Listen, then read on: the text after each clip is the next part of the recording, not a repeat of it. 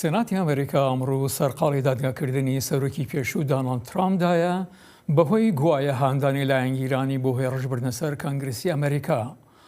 بۆ تێشخستنە سەر هەندی لایەنی ئەم بابەتە کامەران کوردی چاودێری کاروباری ڕامیاری ڕاستەوخۆ لە ڕێگای سکایپەوە لە شاری نەشڤیل لە ئیالەتی تەنەسی لەگەڵماندایە. کاکە کامران خۆشهاتنەوە بۆ ڕامەکانی بەشی کوردی دەنگی ئەمریکا. ئەمڕوو پرۆسەی دادگاییکردنی سەر و کۆماری پێشوو دۆناڵد ترامپ دەست پێ دەگات. پێشەموو شتێک ئەم دادگاییکردنە دەستوریە و یاخود زەمینەی یاسایی هەیە بۆ دادگاییکردنی ترامپ؟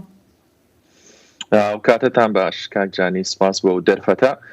هەڵبەتە ئەمڕۆ کاتێک کە ئەو دادگایە دەست پێکا یەکەم پرسیار کاکەوێتە ڕاپرسیەوە لە نێوان ئەنجومەنی پیرانە دەنگی لەسەردەن لە دوایەوەی کە پێڵێن ئەو مانیجرانە بەڕێوەبەری ئیمپیچمنتەکە کە هەڵبژێنراون لەسەر ڕێگەی دەستوریە، سیاقی دەستوریە. ئایا دەستوری ئەمریکا ڕێگە ئەیا بەوەی کە ئەم ئیمپیچە ڕووبایە ڕوونەدات دیارە دەنگدانی بۆ ئەکرێت و ئەو دەنگدانە پێویستی بە 51 دەنگە بێت و ئێمەش ئەزانین حالی ئێستاکە بڵین سیناتۆر یا سێنەتی ئەمریکا 50-50 دابش بووە، 50 کۆماریەکانە 50 ریپەبلیکەکانە.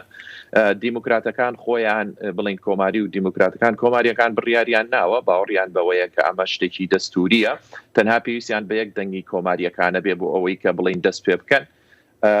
واشنگتن ئێگزامینەر دوێنێ لە یەکێک لە بابەتەکان یا 5 خاڵی بڵاو کردبووە بۆچی ئەم ئیمپیچەی دووەم کە ئەکرێت دژە دەستورە لەبەرەوەی ئاماژەی بەوە کردبوو لە دەستوری ئەمریکا لە بەشی بڵین ئارتیکلی 2 بەشی 4 کە ڕاستەوخۆ ئاماژەی بەوە کراوە ئیمپیچ دەتوانرێ بەکاربێنێ بۆ سەرۆکی ئەمریکا و جێگیرەکەی بەو مەرجانی کە بۆ نمونە لە 3 تاوانەوە تێوە گرابێتێن. یەکیان نەزانین خیانەتە، دووەمیان کرایمە، دوایی مسمینیەرە، بەڵام ئەنووسرێ ریموڤڵ وشەی ریموڤڵ هەیە واتە لابردن.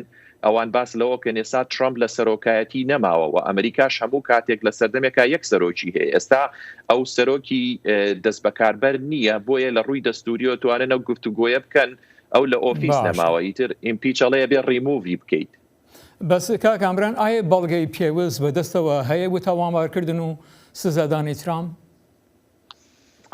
بەڵگەکان چین؟ من خۆم ئەگەر بۆچوونی خۆم بڵێن بەڕاستی من وایە بینەمەمە شانۆگەریە، هەر خۆی دایمە ساحەی سیاسی بریتیە لە شانۆ کۆمەڵی ئەکتەر ئەکتی تیاکەن، ینی کردداری تیاکەن. ئەمە ئەوەی کە منەی بینم ئەمە دووەم جارە بۆ نمونە هەوڵە درێت ترامپ ئیمپیچ کرێ. ساڵێک لەمە پێش خۆمان نەزانین بۆ نمونە کاتێکە لە ئەنجومەنی نوێنەران تاوەتبار کرا، بەڵام لە سێنێت بۆ نمونە نەتوانرا دۆناڵد ترامپ ئیمپیچ بکرێویش لەبەرەوەی کۆماریەکان زۆری نەبوون، لەگەڵ یا هاوڕا نەبوون. بەڵام بۆ بابەتەی کە تۆڵی ئایا ئەکرێت تەنها وشەیە، لێرە وشە بەکارەهێنرێت. تیمی ترامپ کۆمەڵە ڤیددیۆیان ئامادە کردووە ئەوەندەی کە ئێستاکە بۆ نمونە زانیاریەکان باس لەوەکەن دیموکراتەکان پشت بە کۆمەڵی وتە و ڤیددیۆیی ئەبەستن، هەڵبەتە زیاتریش ڕۆژی 6 مانگە کە ترامپ تایدا وتارێکی یا و داوای لەلایەنگرانی کرد کە بێدەنگ نەبن لە بەرامبەرەوەی کە تەزویر کراوە و بەرەو بڵین کاپیتال هیل بچن. کاکە ئەمران ئێمە زانی ئەمڕۆ ڕوودا و کارەساتەکان بە ئاسانی لە ڕێگای ئامیر و ئامرازی جۆرا و جۆرەوە تۆمار دەکریان، هەر لە تەلیفۆنی مۆبایلەوە بگرێت تا کامیرای پرۆفشناڵ و هەندی شتی تر. دەتوانی سەرۆک ترامپ لەو بەڵگانە نکۆڵی بکات؟ خۆی هەڵبەتە ترامپ داوا کرا کە بێت لەوێ بۆ نمونە قسە بکات، ڕەبسی کردەوە کە داوایشی لێکرابوو، بەڵام لە ڕێگەی دادوەرەکانیەوە دیارە گفتوگۆ کرێت. ئەوەندەی من زانیاریم هەبێ ئەوانش کۆمەڵە ڤیددیۆیان ئامادە کردووەکو پەرچەکردارەوەی کە هەندێک کارێکتەری سەرەکی وەک چەک شومەر و هەندێک ئەندامی کۆنگرێسی شەکە لە خۆپیشاندنەکانی ساڵی ڕابردووە ئەوەی کە بۆ نمونە بەهۆی جۆرج فلۆیدەوە کرا و کۆمەڵێ بینای فیدرالیش ئاگری تێبەردا، هەندێک لەو کۆنگرێسمانانە بە ئاشکرا بە تایبەتی چەک شومەر خۆی وەکو هەڕەشە بەکارهێنێ، لێگەر کۆمەڵێ شت بکەن بەم شێوەیە ڕوبەڕوویە بنەوە. هەڵبەتە وەکو وتم شانۆیەک ڕۆیە هەردوو لا بەڵگەکانی خۆیان نەخەنە ڕوو، بەڵام سەرنجام ئەمە زۆر ڕوون و ئاشکرایە. ترامپ وەکو جاری دووەم هین نابێتەوە، ئیمپیچ ناکرێتەوە لەبەرەوەی پێویستە بە 3 لەسەر 3 تۆ دەنگی سێنت هەیە، واتە بێ 7 کۆماری بچنە پاڵ دیموکراتەکان کە 67 دەنگ ئەکات. ئەمە زۆر زۆر زەحمەتە، شتیوە یعنی چانسی سفرە، لە سفریشەوە نزیکە. ئیمپیچە سزادان و تاوانبارکردن کە پێوەستی بە دەنگی پێویستە نەک هەرهەی دیموکراتەکان بەڵکو کۆماریەکانیش شیانی هەیە دیموکراتەکان ئەو دەنگانی کە پێویستیانە بەدەست بێنن؟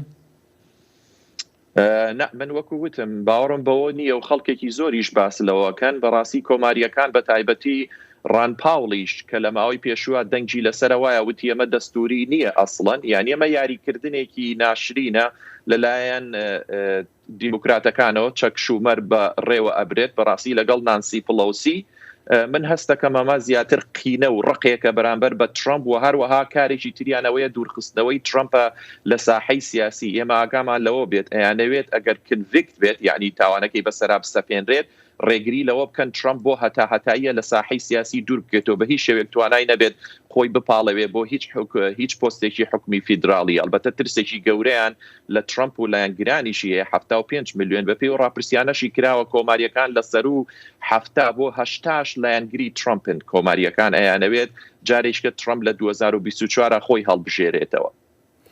کامران کوردی چاودێری کاروباری ڕایماری زۆر سپاس. سپاس بۆ باش.